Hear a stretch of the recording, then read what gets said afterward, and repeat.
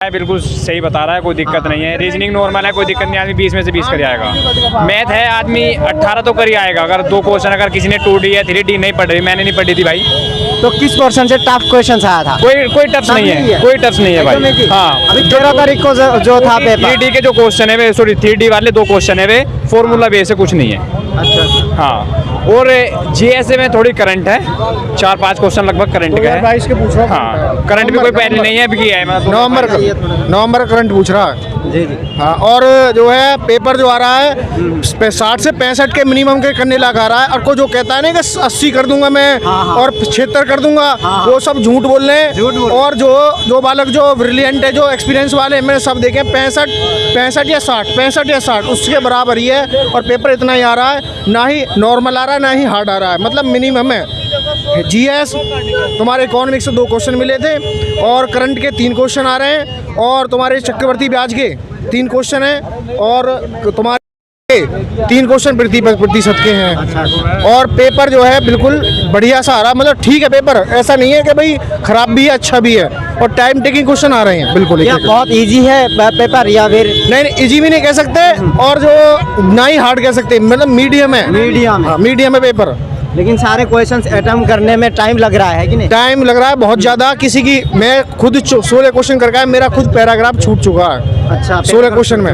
हाँ, टाइम की वजह से टाइम कम पड़ रहा है, ऐसा नहीं है। मगर यही है, मैं सबसे कहना चाहता हूँ कि पहले रीजनिंग, उसके बाद में GS, और फिर उसका हिंदी, फिर उसका लास्ट में मैथ।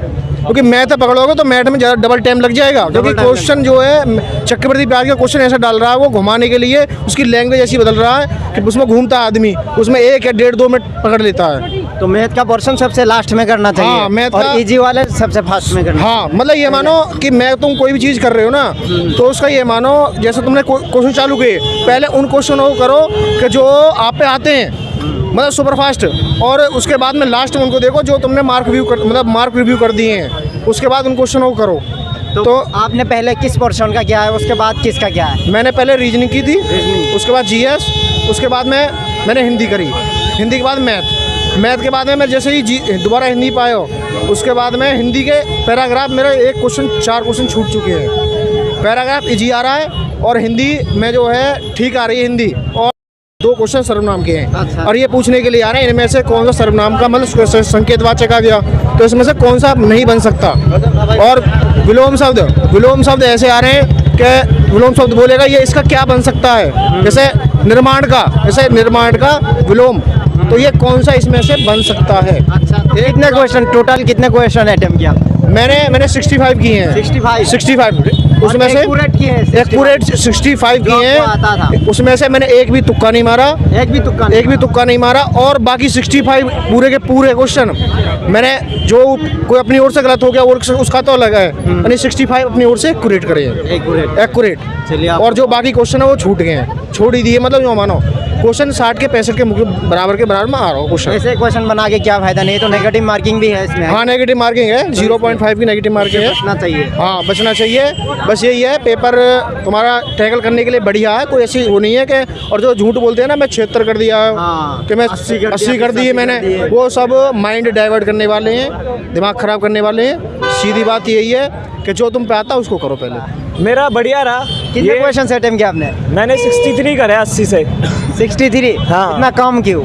इतना कम नहीं है, सही है, क्योंकि मेरी तैयारी जो थी 2 महीने की थी। तो आपने जो भी क्वेश्चन अटेम्प्ट करे हैं, जो भी उसमें आंसर किया है, तो एक्यूरेट किया, कोई तुक्का तो नहीं मारा? ना, तुक्के बाजी मैंने नहीं करी है। ना, ये जितने करे हैं मेरे को सारे आते थे, उसमें से करे हुए हैं। बाकी किसी ने CGL अगर दिया हुआ है ना, तो उसके हिसाब से GD बहुत सही है, बहुत ईजी आया हुआ उसके हिसाब से। तो जो CGL के प्रिपरेशन किया है, उसका सिलेक्शन हो जाएगा? हाँ, अगर किसी ने CGL करा मेरा, ना CGL में तो इतना आसान नहीं है। मैं कह रहा हूँ CGL के मुकाबले GD बहुत इजी आया हुआ है, बहुत ज़्यादा। हाँ, इसके अंदर करना बहुत आसान है। और CGL 100 पे है तो ये 50 तक पहुँचा हुआ है। अच्छा, बहुत सही है। चलिए, आपका बहुत बहुत धन्यवाद। Thank you.